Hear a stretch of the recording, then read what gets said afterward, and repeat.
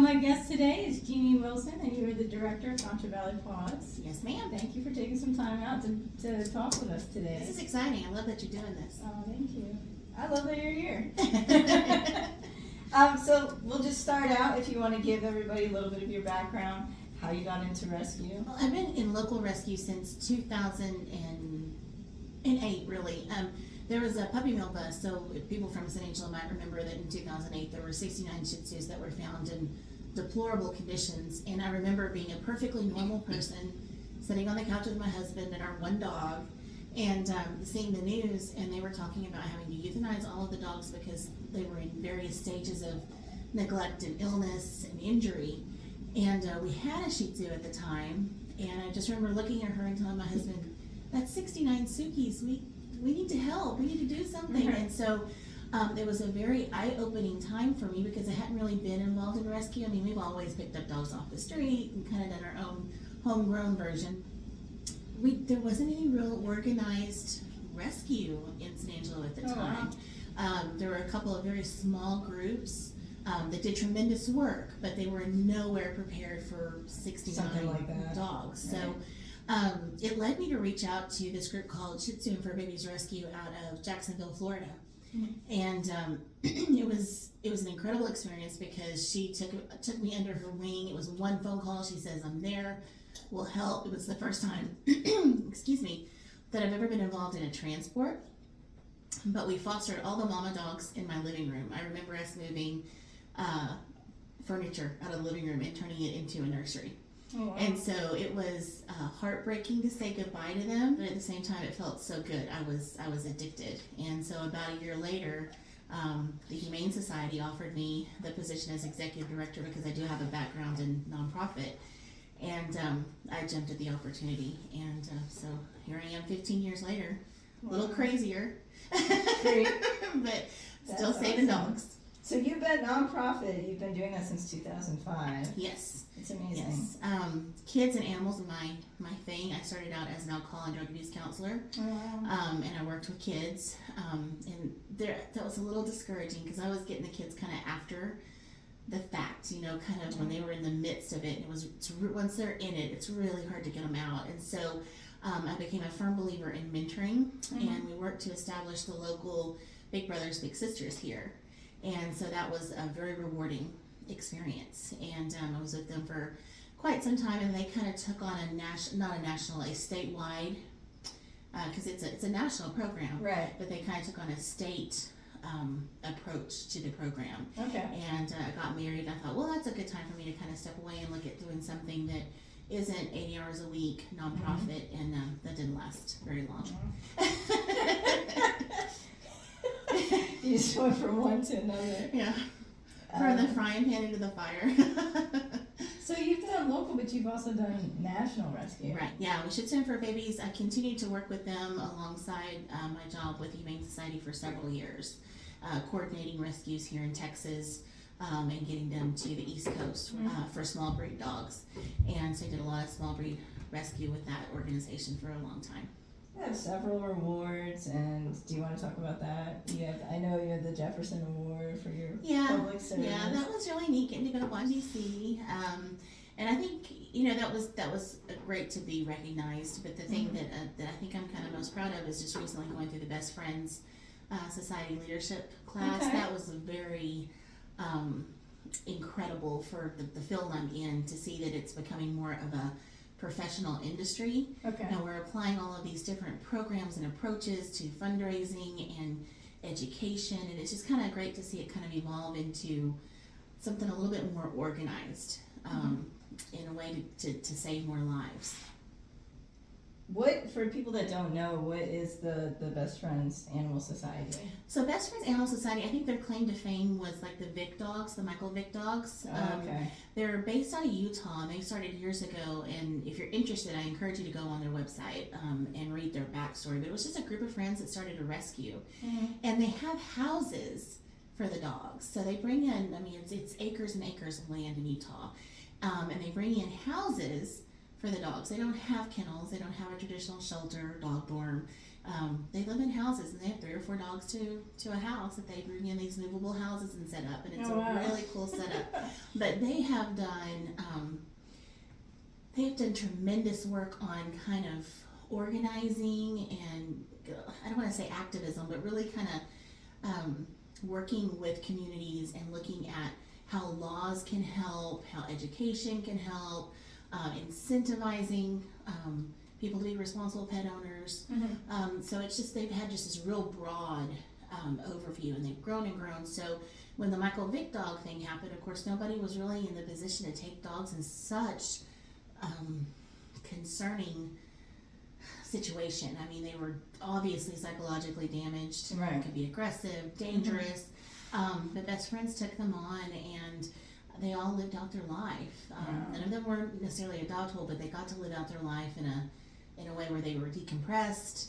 You know, they had all the trainers that could work with them and try to get them back to a safe place where at least they could have a quality of life.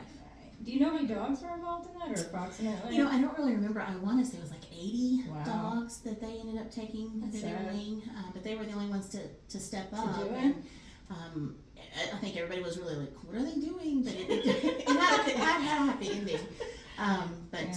It was just really impressive. But I've been very impressed with that organization. It's now kind of a national, they've grown so much. It's a national program. And so if you're in the rescue industry, it's kind of the place you look, you know, as a model. Not everything they do works for San Angelo, we know. But it's just really interesting to see how they've done things and how it's evolved. And they have lots of data behind all the things. Kind of like a that they template do. for rescue. Lots of models, yeah. So, Concho Valley PAWS started out as the Humane Society. Yes. Is there any relation between how did that happen? That change? So each Humane Society, believe it or not, is independent of the National Humane Society. So that was a real thing that was big for me to learn back in the day. I thought the Humane Society was like a national umbrella, and they had chapters under it, but no, every Humane Society is independent. And so it was Humane Society of Tom Green County.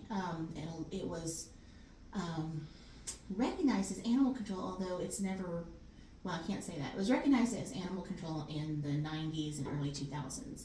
Okay. But they haven't done actual animal control since 1961. Oh, wow. So that's how far the history of our organization goes. So it was founded in 1961 by a group of women, which I think is really kind of amazing. Right. That these women come together and say, hey, we need to do things for the stray animals. We need to get them off the street, provide some kind of shelter. And it kind of evolved into the first animal control of this area. And it didn't take long for that to become more than a volunteer base of women could do. And the city took over providing animal control services. But the Humane Society continued kind of as a partner to the city in education and doing adoption programs and things of that nature. And so it stayed a very small organization until about 2008. And they had a board of directors that said, hey, we have a bigger need. We need to really amp this up, get some staff in here, some continuity of services. And that's when they brought me on. And it was really, it's been a great ride. A wild ride, but a great ride. So you had mentioned partnerships with the city shelter. Do you want to, because I know there's been some misunderstandings of what that means. Do you just want to explain to everybody your relationship with the city shelter? So in 2011, we decided to do a DBA, a doing business as Concho Valley PAWS, and kind of leave that Humane Society name behind us, because it was very misleading to the community, because we were not an animal shelter. At that time, we were a foster-based adoption program. Okay. And so we trucked along and we saved a lot of animals, but not near as many as we wanted to. I think in 2011, 2012, they were killing like 9,000 cats and dogs every year. In San Angelo? In San Angelo, wow. Yes. So huge numbers, hundreds a week. Morale couldn't be lower at the shelter. I mean, it was literally a revolving door. You know, the animals went in, they got 3 days, they went out the back door. And so we worked really hard to try to come up with a way to help in a very impactful way. And of course, we started our spay-neuter program, which is spaying and neutering about 300 animals a month now. And 300 a month? A month, yes. And And that's cats and dogs? Cats and dogs. And so we're doing a spay neuter program in conjunction with the city. So if an animal goes into the city shelter in a trap and it is not claimed by an owner in 72 hours, we fix it and release it. That's amazing. So it came alongside the city. It's like, it's really easy for rescue to become an adversary of the city because they're the dog pound. And we try to approach it from a different angle. It's like, you know, yes, they have a different mission, which is to keep the city safe and the streets clean. They have a not fun mission. Not fun. It's very hard, very difficult. I don't think people take that into consideration They don't. too. But it's necessary. I mean, you have to have animal control. And so instead of looking at them as the enemy, the people that kill dogs, we try to look at it as what do we have in common? And it's really easy. They don't want to kill animals either. Right. And so that's been our focus. It's like, okay, how do we work together to reduce the number of animals that have to be euthanized? And so everything that we've done from that point forward has been with that objective in mind, is how do we do this? And so we became partners with the city of San Angelo, officially contractual partners in 2016. There had been some discussions, a lot of behind the scenes discussions between several local rescues, with us included, and the city about what it would look like if rescues took over running the animal shelter. Okay. And we could never really get to that place where the rescues felt like the city was putting enough of an investment in it for us to do it effectively. And so the concern was we didn't want to take on something like that and do it poorly. So we kind of abandoned that idea, Okay. and kind of went back to doing rescue the way we did rescue. And then we come back alongside the city and said, well, y'all are not in the adoption business. We are. Right. Let us help you with that. And so now, since 2016, our partnership with the city is that we facilitate adoption programs. And then it's kind of evolved a little bit more from that, where we started treating animals that arrived at the shelter that were sick or injured. We provide that care for them. Again, that's reducing that euthanasia, because back prior to 2016, if a dog had been hit by a car, it was euthanized in the field. And many times those dogs can be saved. Right. And And so we started doing these kinds of things with the city. So yes, we work together very closely, but we are completely separate entities. Right. And which is what led us to build our new building, which is our Stephen Dog Dorms, because we want to continue providing adoption services for the city, but we want to have our own space to kind of help and take some of that pressure off of the city having so many animals at one time. So let's talk about the community, because we're talking about it being a revolving door, and I know it's still such an issue, maybe not to the extent that it was years ago, but we still have a big issue with the stray population and dogs running around. So a lot of that is the community's responsibility and the owners. What do you think would be, because I mean, you see the reasons why they come in, and you see what it takes to get them into good homes. What do you think would be a solution, or like working towards a solution to that issue with the community? Well, I'm often not popular for saying this, but we don't have an animal problem. We have a people problem. Right. I mean, straight out. You said that much of it is the community's fault, and I'll even venture to say that 99% of it is the community's fault. Right. These dogs come from somewhere. Right. And I think that some of our challenges in San Angelo is that we're a rural community, and we haven't always looked at dogs as companion animals. A lot of the history in our community is ranching. Not that that's bad, Right. but I mean, it just, some people are raised with a different look on animals, where if they're not catching on to the training, they're not doing their job as a herding breed or those kinds of things. I don't want to say that they think they're disposable, but they do move them along. Right. But they continue to breed. We have a lot of backyard breeders, and some of that is a cultural. There's a good section of our culture that doesn't believe that animals should be neutered. And I promise you, dogs don't care about that as much as men do. They just don't. But there is that cultural thing. So we've got a lot of things that kind of work against us a little bit.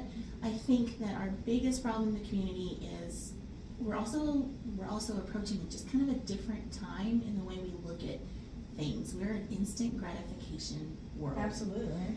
And so people get a dog and they expect that dog to, I mean, we get calls every day.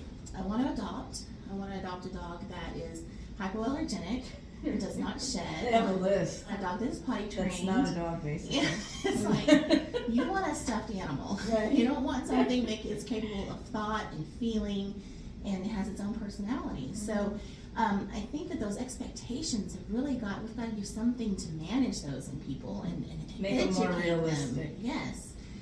You can have a fabulous dog, but you're going to have to work on that relationship. Oh, yeah. Just like you can have a fabulous marriage or a fabulous family. It takes work.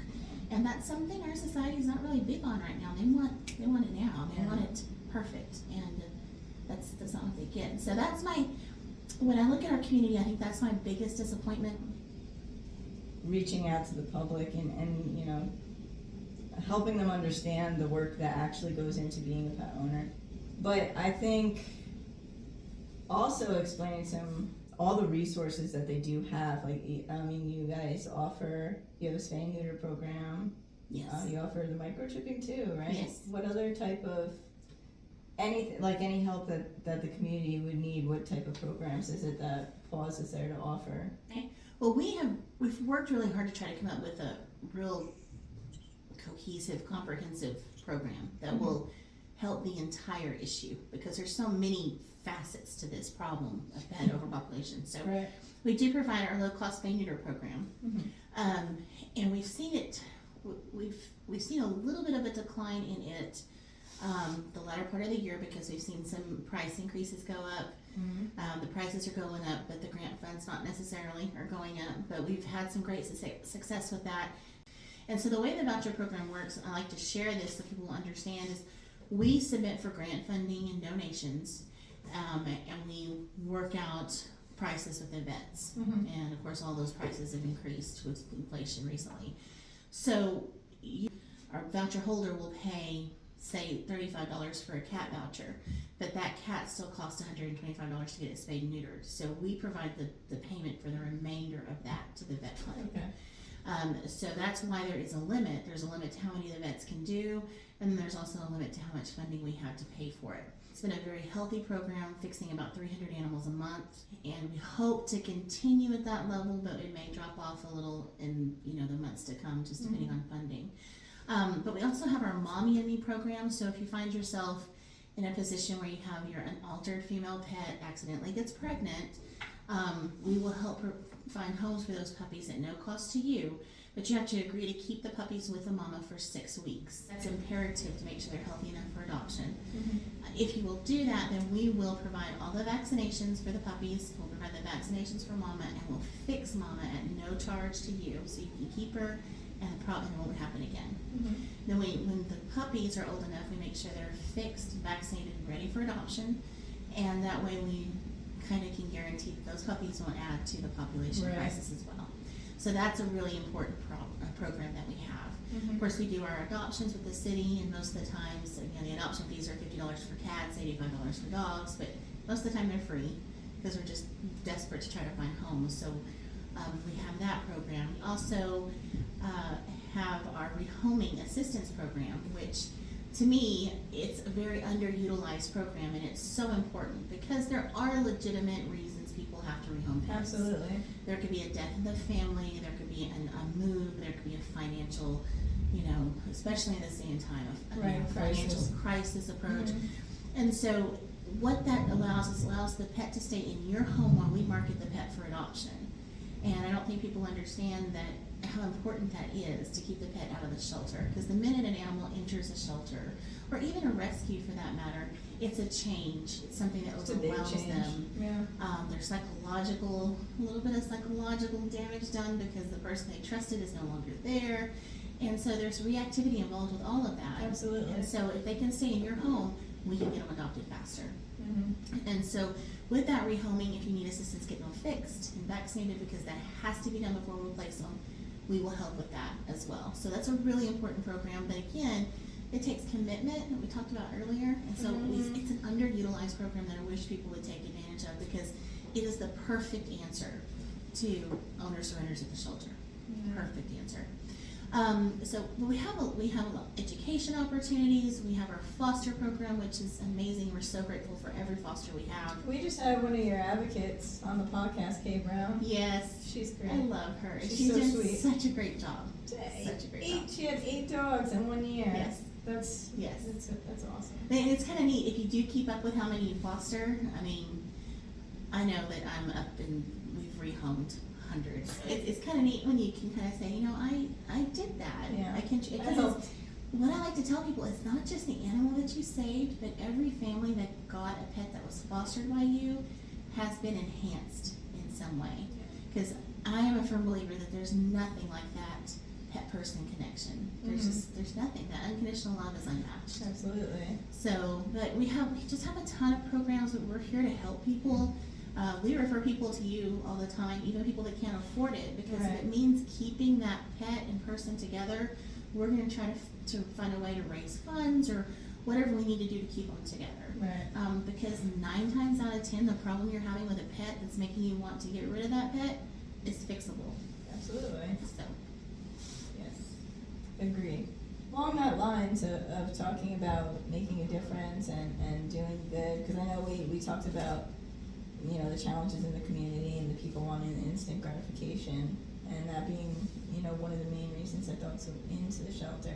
What are some of the positive, like, do you have any stories, anything that sticks out about the work that you do that you want to share? Oh yeah. There's so much positive that comes out of rescue, and we tend to be very guilty of getting caught up in all the negativity. It's got to be hard because it's an everyday's a new challenge. But one of my favorite stories to tell is there was this dog. He was crazy, absolutely crazy dog, but so lovable. And he had been returned 2 or 3 times, and we were convinced that we might not find the right home for this guy because he was just different. And we actually got him with a trainer at the time that had the basic commands down, but he was just a different kind of wild child. What kind of breed was he mixed there? He was some kind of, called him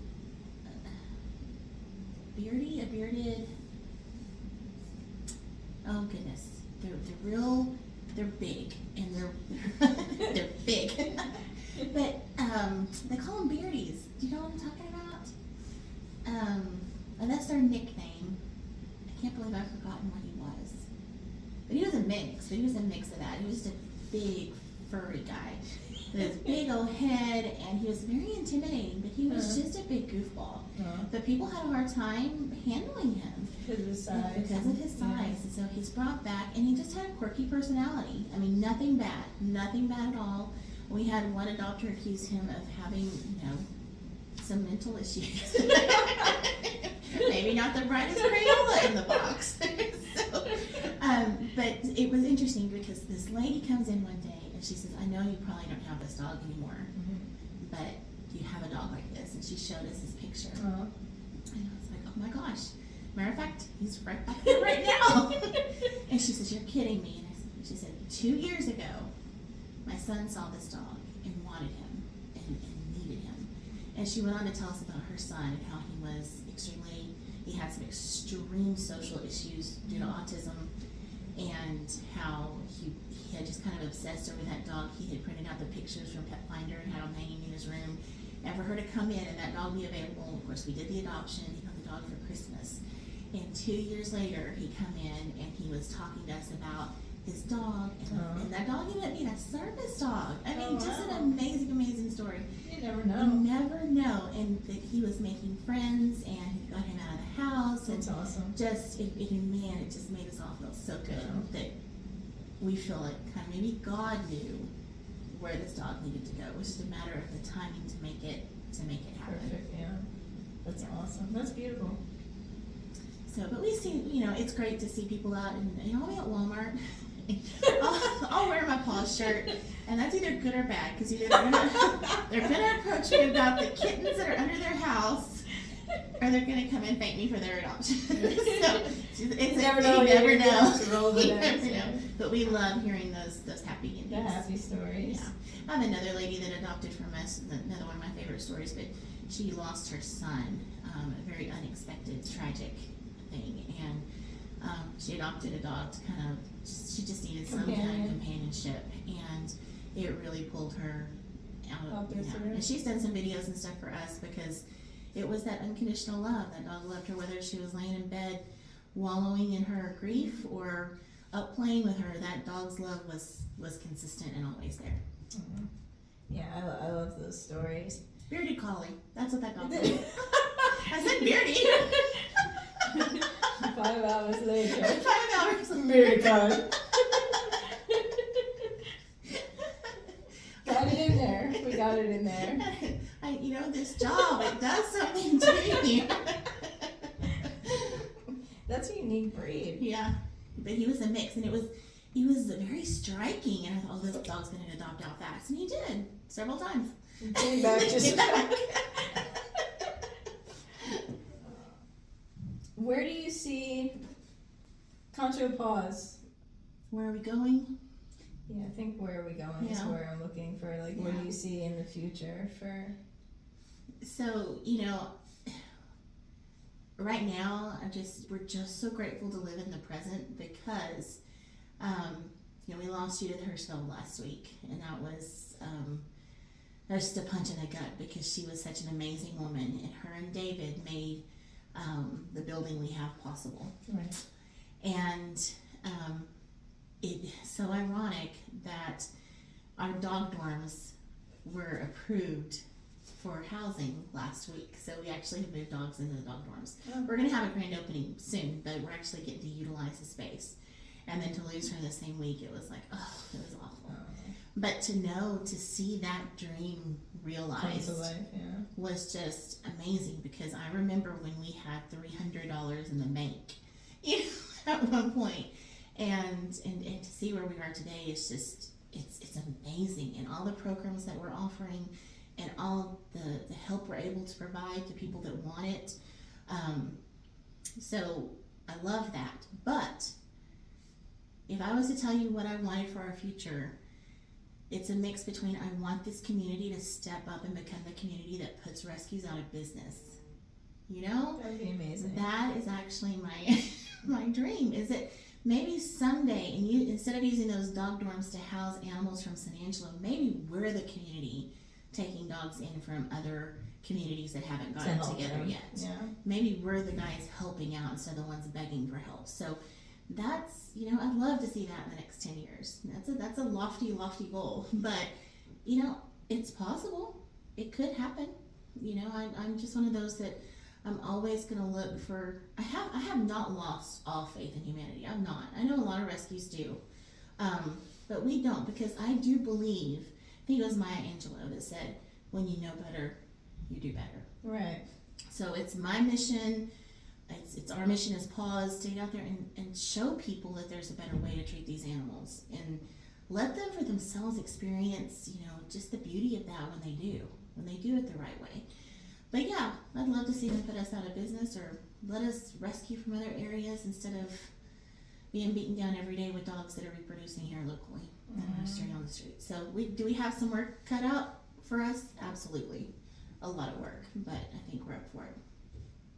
I mean, you all have done so much already, so it's, like you said, if you could look back and then look to where you are now, you can see, and that's true with a lot of areas of our life when we're, working on something or working towards something. Sometimes we get caught in the moment and we get frustrated. Yes. We don't realize, if we just take a second and glance back and see how far we have come and then kind of appreciate that and know that, y'all are making a difference. Yeah. There is an impact, and it's so hard again with social media and people getting stuck in negative, the negative and, just to keep putting that out there, it is getting better, we are working on it, and people want they want to know who's responsible. I think people like to have somebody to blame. I think it's our nature. They have to. It's Yeah, our nature. they have We to. want somebody to hold accountable, but in this case, I think it's a matter of all of us holding up that mirror and saying, Yeah, pointing the finger around, being like, you know, what can I do to change this? What have I done? Yeah. And so until we're ready to kind of do that, we should just be quiet. But that's, you know, and we don't, you know, it's no secret that we get bashed on social media and here and there, wherever. And, you know, I look at that stuff and I try to take away from it what could we use to grow from that? And if there's nothing there that is substantial, nothing that I can take away to improve our programs, improve our services, then I'll leave it alone. But if there is something there that I can change, that's one thing I love about my board and my staff is we are willing to try anything. If it means saving an animal, if it means improving our services, we're willing to try everything. Does that mean it's all going to work? No, but we are not stuck in a system that we're going to think outside the box as often as we can. Right. And if somebody has an idea and it sounds like it's something we could pull off and it would be beneficial, we're going to try Give it a go. So that's one thing that I love about this organization, and we've done so much. But here's the thing: my board, my staff, we can't take credit because we couldn't do any of this if it wasn't for the people that donate, if it wasn't for the foundations, if it wasn't for our $25 a month donors. They're the ones that make it possible because rescue is expensive. Yeah. And, you know, we're criticized sometimes for having a staff, but we were very fortunate that we had a donor that believed in our mission and understood that a staff means continuity of services, hopefully quality of services, structure, so that if one volunteer decides to leave, it's going to go on. And so she provided a trust for us in her will when she passed that takes care of all of our staffing expenses. So when you see us fundraising locally, all that we raise locally goes directly to the animals, which is vet care, food, whatever they need. And so I'm proud of that. That's one thing I don't understand that I've seen online. I don't want to get too much into that, but some people criticizing for grants that PAWS receives, but a lot of the work that you do, that's what it goes. That's what it's for. So if you didn't have those grants and that money, those donations, we couldn't do it. Right. It's what a nonprofit. That's what that means. Like, and so we're literally.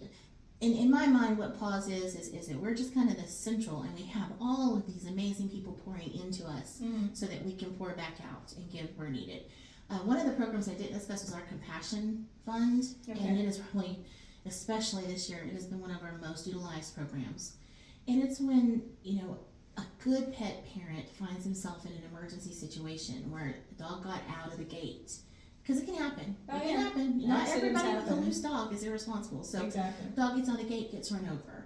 Or we've seen instances where a house has been broken into and the dogs were injured. And so they can't afford it. They can't afford the emergency vet care. So they're stuck with euthanizing a dog with a treatable injury or illness or finding help. And so we have donors that just pour into that fund. And it's such a beautiful thing because people are so grateful when you save their best friend, and I just love that we have that, and I love that we have those precious donors out there that see the importance of that. And so we're proud of this organization, but we could not do any of it without our community that supports us. Speaking of support, what are some ways that the community can support? I know you have fosters, volunteers, donate. Do you want to how would that work? Like, say somebody wanted to volunteer.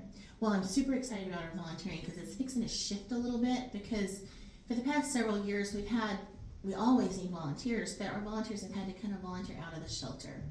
And we still will encourage that always, but the shelter is a very difficult environment. It's overwhelming for a lot of people. So we'll see volunteers gung-ho and they'll show up and they walk in the shelter and they're like, I can't do it. And so now that we have our dog dorm set up, it's just a little bit more, it's a smaller, it's a kennel, but we call them dog dorms because they're bigger. Everybody's got a bed. We've got a bathtub in there. It's just a more gentle environment Okay. for volunteers. So we're hoping volunteers will just come out in force now, because if they want to watch a dog, we've got the facility for it. They want to walk a dog, the dogs are fully vaccinated, ready to go out the door walking. You know, all of those little roadblocks that we had to fund volunteer programs, we're kind of knocking those down now that we have our own facility. So I'm super, super excited. So we've got some exciting things planned that we'll be posting on our social media. Okay. So if you're interested in volunteering, this is going to be a really fun time, I think. And then of course, we're always looking for fosters. Fosters are so important, because not only do you save the life of the dog that you're fostering, you save the dog that needs that kennel. Right. So, you know, we're hearing a lot about dogs being dumped right now because the shelter's full. And so if you're a foster, it's a great way to help, is foster that pet, and that means there's a kennel open for another dog in the community that needs it. And our foster program, if you agree to foster, we have a couple of incentives for our fosters. So say you're on a limited income but you want to foster. We provide all the food, we provide all the vet care for our foster. Anything our foster dog needs, we take care of. So it's no financial obligation on the volunteer. And to protect your pet, we're going to make sure they're fully vaccinated. And if you need a voucher to get them fixed, we'll get them fixed.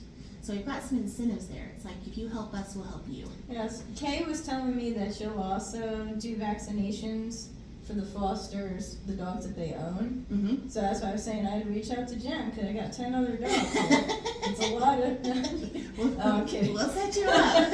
Well, it's important. We want to make sure that your dogs, your personal pets, are protected, because we know you're taking in a pet from the shelter.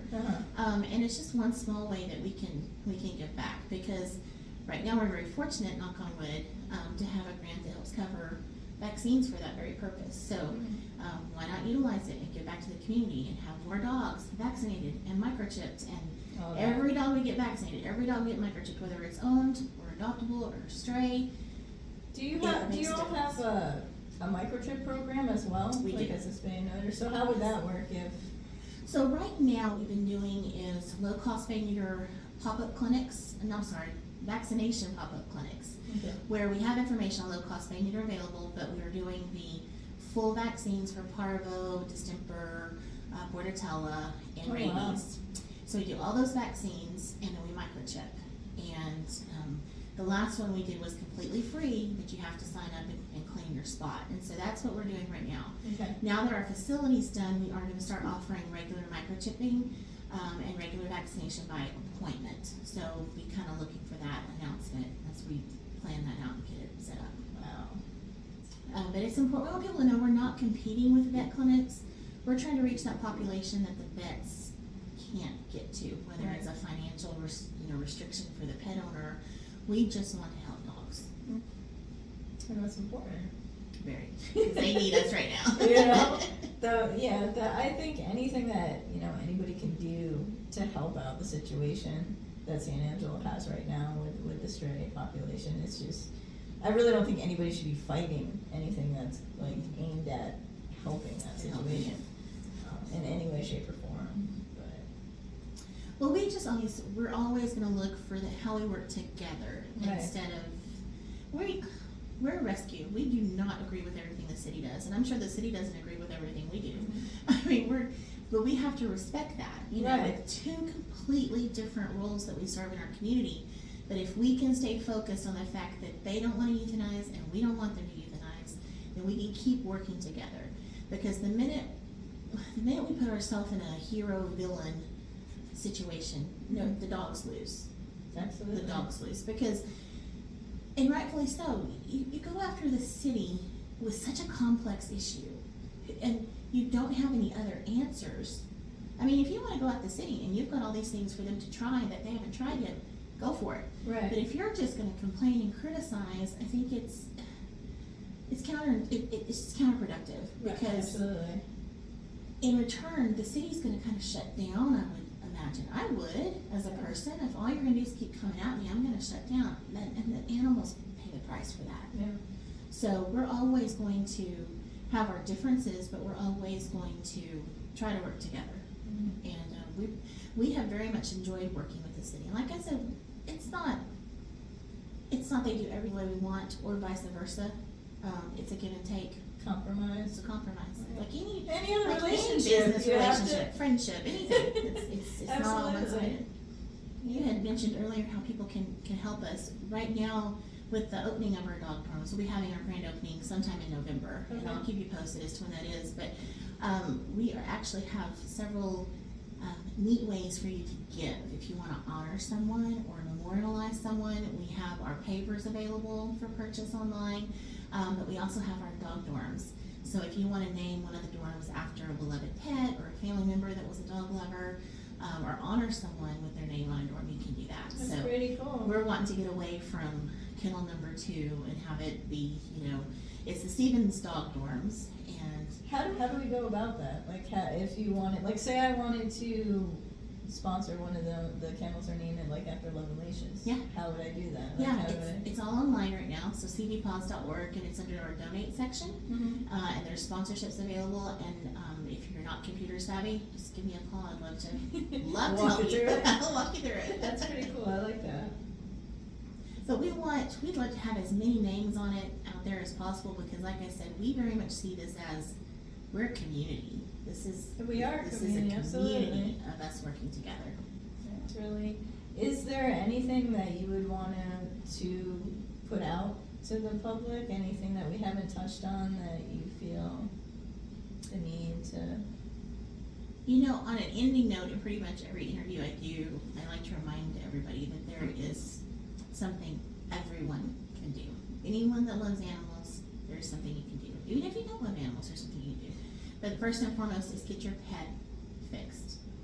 If your pet is not fixed, that is the most important thing you can do to help PAWS, to help your community, and to help the stray dog you found on the street. Second to that, volunteer, foster, donate, and advocate. Advocate. This community belongs to all of us. So if you want to get involved in some way, there's the Animal Services Advisory Board, there's City Council, and let your opinion, let your voice be heard, but let's all try to work together in a way that is productive. Yeah. But I'm all about advocates who want to educate themselves on the issues and, really get involved, because I think it's going to take all of us working together. This is a huge problem. And like I said earlier, to me, it's not a pet problem because it's not their fault. They're the victim in all of this. What can they do? It is the people. Yeah. Absolutely. So, and PAWS is here to help. We're here to help and support and educate. So, give us a call. Well, thank you again so much, Jenny, for being with us and Thank you for taking having me. time out. And we appreciate everything you do for the community. Thank you, and we really appreciate you too. You've been a godsend. We call Felicia often. I do what I can when I can. All right. Thank you so much. That's it. Thank you. All right. I think that was pretty cool. Pretty We got painless. A lot of